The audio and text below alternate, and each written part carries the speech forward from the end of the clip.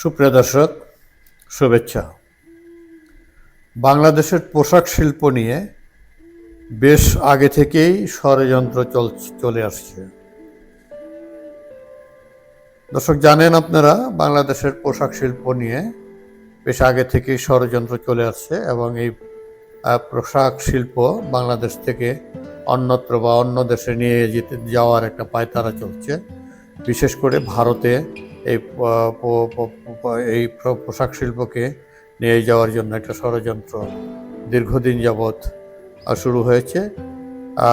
এই পোশাক শিল্পকে পোশাক শিল্পের শ্রমিকদেরকে উস্কানি দিয়ে বিভিন্ন সময় অস্থিতিশীল পরিস্থিতি সৃষ্টি করে দেশের মধ্যে এবং পোশাক শিল্পের মধ্যে যারা এই অপচেষ্টা করে যাচ্ছে একটা ষড়যন্ত্রকারী বিদেশি শক্তি এবং দেশি শক্তি এখানে রয়েছে। আর এই শক্তি কিন্তু শ্রমিকরা এই বিষয়টা বোঝে না, কিন্তু শ্রমিকদেরকে ঠুনকো ইস্যু দিয়ে ইস্যু নিয়ে শ্রমিকরা মাঠে নামে এবং যে প্রতিষ্ঠানে তারা কাজ করে সেই প্রতিষ্ঠানের উপরে হামলা চালায়, ভাঙচুর করে। এই বিষয়টি অনেক দিন যাবৎ চলে আসছে বাংলাদেশে, বিশেষ করে শিল্প অঞ্চলে, পোশাক শিল্প অঞ্চল যেখানে আছে, সাভার, গাজীপুর, নারায়ণগঞ্জ, এই সমস্ত অঞ্চলে এই আন্দোলনগুলি হয়ে থাকে। তারা একটা ইস্যু তুলে যে বেতন বৃদ্ধির বিষয়টাও তুলে, এই বেতন বৃদ্ধি কিছুদিন পর পরে বেতন বৃদ্ধির বিষয়টা তুলে আনে। তো এই ব্যাপারে সরকারও সচেতন রয়েছে। সরকার এই কারণে গার্মেন্টস শ্রমিকদের উস্কে বিভিন্ন আন্দোলনের যে একটা অপচেষ্টা বা আন্দোলন করে থাকে, সেই বিষয়গুলো তারা মীমাংসা করার জন্য তারা চেষ্টা করে থাকে। এবং সরকার বলে যে কিছু সংখ্যক গার্মেন্টস মালিক ব্যাংকের টাকা নিয়ে, ব্যাংক থেকে লোন নিয়ে তারা দেশ ছেড়ে পালিয়ে গেছে অন্যত্র, টাকা পয়সা পরিশোধ না করে, এবং সেই সমস্ত গার্মেন্টসগুলোতেই এই সমস্যাগুলো বেশি দেখা গেছে। এই ইস্যুটাও তারা একটা যৌক্তিক ইস্যু, বড় ধরনের কোনো যৌক্তিক দাবি নিয়ে আন্দোলন করতে পারছে না শ্রমিকরা, কিন্তু ঠুনকো বিষয় নিয়েই তারা আন্দোলনগুলো করে। এবং আন্দোলনের সময় অনুপ্রবেশকারীও তাদের সাথে ঢুকে যায়। অনুপ্রবেশকারীরা বিশেষ করে ক্ষতি যে সাধন করে, শিল্প প্রতিষ্ঠানের ক্ষতি সাধন করে, সেই অনুপ্রবেশকারীরাই সেগুলো করে থাকে।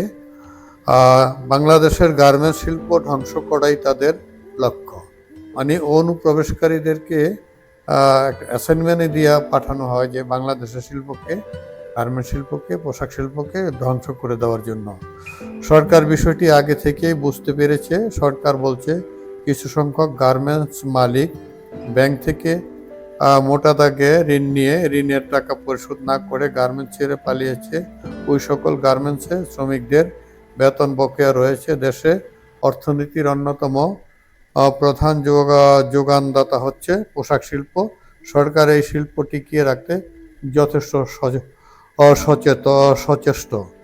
সোমবার কর্মসংস্থান উপদেষ্টা সাখাওয়াত হোসেন সচিবালয়ে বাংলাদেশে সাংবাদিকদের জানান, পোশাক শ্রমিকদের বার্ষিক 9% মজুরি বৃদ্ধি করা হবে। এ কারণে এই যে আন্দোলনটা যাতে না হয় এবং তাদের ন্যায্য মজুরি যাতে পায়, সেই বিষয়টা সরকারের নজরে রয়েছে। এবং সে গতকাল সোমবার সচিবালয় সাংবাদিকদের জানিয়েছে শ্রমিকদের 9% মজুরি বৃদ্ধি করা হবে এবং এই বৃদ্ধিকৃত মজুরি চলতি মাসে, মানে এই ডিসেম্বর মাসেই 1 তারিখ থেকে কার্যকর করার সুপারিশ করেছেন তিনি। গার্মেন্টস শ্রমিকদের প্রতি বছর ইনক্রিমেন্ট দেওয়ার কথাও বলেছেন উপদেষ্টা প্রতি বছর গার্মেন্টস শ্রমিকদের ইনক্রিমেন্ট, বেতন বৃদ্ধির বিষয়টাও তিনি বলেছেন, যাতে শ্রমিকরা মানে বছর শেষ হলেই আবার বেতন বৃদ্ধির জন্য আন্দোলন করতে না পারে, সেই লক্ষ্যেই তারা উপদেষ্টা এই ভূমিকাটা নিয়েছেন। পোশাক শিল্প সেক্টরে নিম্নতম মজুরি পুনর্মূল্যায়ন এবং বার্ষিক ইনক্রিমেন্ট বৃদ্ধি সংক্রান্ত বিষয়ে সক্ষমতা ও করণীয় বিষয় বিষয়ক কমিটির পঞ্চম সভা অনুষ্ঠিত হয়েছে। এই পঞ্চম সভায় এগুলো সিদ্ধান্ত নেওয়া হয়েছে। সভায় বার্ষিক ইনক্রিমেন্ট বৃদ্ধি বিষয়ে শ্রমিক ও মালিক পক্ষ প্রতিনিধিরা আলোচনা করেন।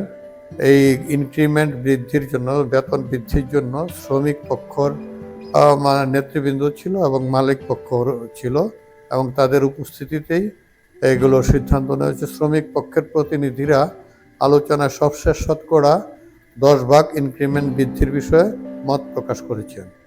9 ভাগ ইনক্রিমেন্টও বৃদ্ধি করলো, সরকার সিদ্ধান্ত দিয়ে দিল, কিন্তু শ্রমিক প্রতিনিধিরা আরও 1 ভাগ বাড়িয়ে 10 ভাগ ইনক্রিমেন্টের দাবি করছেন।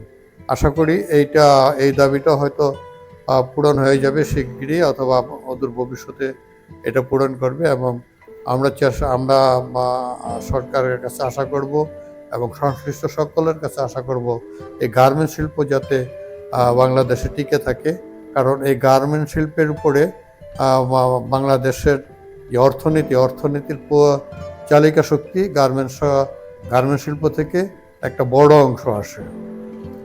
দর্শক, ভালো থাকবেন। আজ এ পর্যন্ত।